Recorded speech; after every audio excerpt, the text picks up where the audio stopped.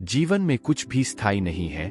रणभूमि में भगवान श्री कृष्ण ने अर्जुन को समझाया कि हे अर्जुन, कुछ भी स्थायी नहीं होता है। जो आया है वह जाएगा, जिसने जन्म लिया है उसे मरना ही पड़ेगा। ऐसे में मोह व्यर्थ है। जो व्यक्ति इस मोह में घिर जाता है वह सिर्फ अपनी परेशानियों को ही बढ़ाता है। ये संसार, शरीर कुछ भी स्थायी नहीं है। मनुष्य का जीवन जब तक है तब तक श्रेष्ठ कार्य करने चाहिए। लोगों के हित में कार्य करने चाहिए। आपके द्वारा अच्छे कार्यों की छाप रह जाती है, बाकी सब मिट जाता है। इसलिए जीवन में ऐसे कार्य करने चाहिए जिससे आने वाली पीढ़ियां उदाहरण लें। ये दुनिया इसी तरह से चलती है और आगे भी चलती रहेगी। व्यक्ति को सदा ही अच्छे कार्यों की तरफ अग्रसर रहना चाहिए। जीवन में अच्छी चीजों का हिस्सा बनना चाहिए। व्यक्ति के जीवन में बहुत कुछ घटित होता रहता है, लेकिन ज्ञान और जागरूकता के अभाव में यह निर्णय नहीं ले पाता है कि उसे किन चीजों का हिस्सा बनना चाहिए। सफल व्यक्ति हर चीज का ज्ञान रखता है, फिर वह बुरी हो या अच्छी। जानकारी हर चीज की होनी चाहिए, लेकिन अच्छी चीजों का हिस्सा बनना चाहिए और बुरी चीजों का नहीं। लेकिन बुरी चीजें व्यक्ति को अधिक प्रभावित करती है। ऐसे में व्यक्ति अच्छी चीजों को त्याग कर बुरी चीजों को अपना लेता है और यहीं से उसके पतन का आरंभ होता है। यानी शास्त्रों में बताए गए अपने धर्म के अनुसार कर्म कर, क्योंकि कर्म नहीं करने की अपेक्षा कर्म करना श्रेष्ठ है, तथा कर्म नहीं करने से तेरा शरीर निर्वाह भी नहीं सिद्ध होगा। भगवान श्री कृष्ण अर्जुन के माध्यम से मनुष्यों को समझाते हैं कि हर मनुष्य को अपने धर्म के अनुसार कर्म करना चाहिए। जैसे विद्यार्थी का धर्म है विद्या प्राप्त करना, सैनिक का कर्म है देश की रक्षा करना। जो लोग कर्म नहीं करते उनसे श्रेष्ठ वे लोग होते हैं जो अपने धर्म के अनुसार कर्म करते रहते हैं, क्योंकि बिना कर्म किए तो शरीर का पालन पोषण करना भी संभव नहीं है।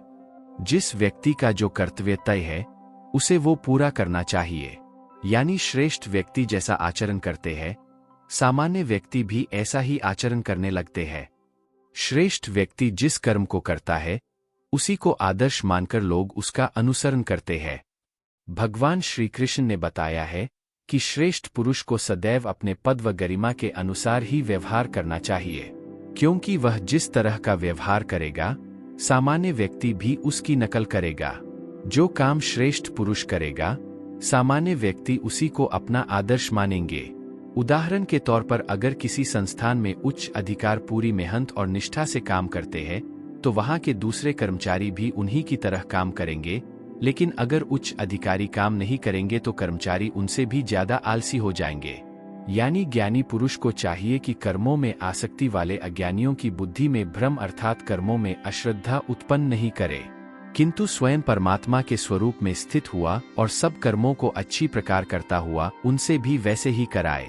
यह प्रतिस्पर्धा का दौर है, यहाँ सब आगे निकलना चाहते हैं। ऐसे में संस्थानों में यह होता है कि कुछ चतुर लोग अपना काम तो पूरा कर लेते हैं, लेकिन अपने साथ के मनुष्य को उसी काम को टालने के लिए प्रोत्साहित करते हैं या फिर काम के प्रति उसके मन में लापरवाही का भाव भर देते हैं। श्रेष्ठ मनुष्य वही होता है जो अपने काम से दूसरों के लिए प्रेरणा का स्रोत बनता है। उसी मनुष्य का भविष्य सबसे ज्यादा उज्जवल भी होता है। यानी जो मनुष्य जिस प्रकार से मेरी भक्ति करता है, यानी जिस इच्छा से मेरा स्मरण करता है, उसी के अनुसार मैं उसे फल देता हूँ। सभी लोग हर प्रकार से मेरे ही मार्ग का अनुसरण करते हैं। भगवान श्री कृष्ण बता रहे हैं कि संसार में जो व्यक्ति जैसा व्यवहार दूसरों के साथ करता है, दूसरे भी उसी प्रकार का व्यवहार उसके साथ करते हैं। उदाहरण के तौर पर जो लोग भगवान का स्मरण मोक्ष प्राप्ति के लिए करते हैं, उन्हें मोक्ष की प्राप्ति होती है। जो किसी अन्य इच्छा से भगवान का स्मरण करते हैं, उनकी वह इच्छा भी भगवान की कृपा से पूरी हो जाती है। कंस ने सदैव भगवान को मृत्यु के रूप में स्मरण किया, इसलिए भगवान ने उसे मृत्यु प्रदान की। हमें परमात्मा को वैसे ही याद करना चाहिए जिस रूप में हम उसे पाना चाहते हैं। हम जब भी कोई काम करने का सोचते हैं तो हम पहले उसके परिणाम पर विचार करते हैं। गीता के सबसे प्रसिद्ध और महत्वपूर्ण श्लोक के अनुसार हमें हमेशा कोई भी काम करने से पहले उसके परिणाम पर विचार नहीं करना चाहिए। यदि जीवन में सफलता प्राप्त करनी है तो परिणाम पर फोकस करने के बजाय उस तक पहुंचने के प्लान पर फोकस करना चाहिए। सच की हमेशा जीत होती है।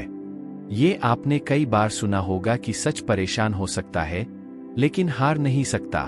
यह वाक्य श्रीमद् भगवद गीता से लिया गया है।